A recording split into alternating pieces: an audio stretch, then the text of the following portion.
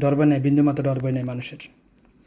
এই যে করোনা নামে এত বড় আযাব, পুরো বিশ্বব্যাপী আযাব, সৃষ্টির শুরু থেকে এ পর্যন্ত দেয় নাই আল্লাহ পাক। করোনার মতো নেয় এত বড় আযাব আল্লাহ পাকের গজব পৃথিবীতে নাজিল করে না আর।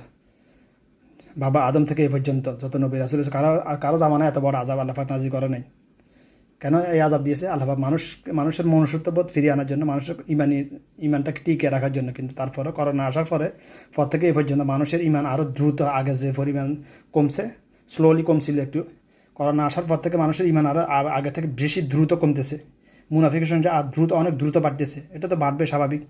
মুনাফিকের সংখ্যা না বাড়লে কেয়ামত হবে না। কেয়ামত কখন হবে এটা মুনাফিকদের উপর নির্ভর করবে। মুনাফিকের জন্ম হয় মুসলমানের ঘরে। তো আশা করি কথাগুলো বোঝার চেষ্টা করবেন। যে মিথ্যা কথা বলে সেই মুনাফিক। যে মিথ্যা কথা বলে দুনিয়ার লোভে মিথ্যা কথা বলতে, সে তার দ্বারা যে কোনো পাপ করা সম্ভব। মিথ্যা সকল পাপের জননী, এই জন্য বলা হয়। কোনো এক মনীষী কথাটা বলে গেছেন।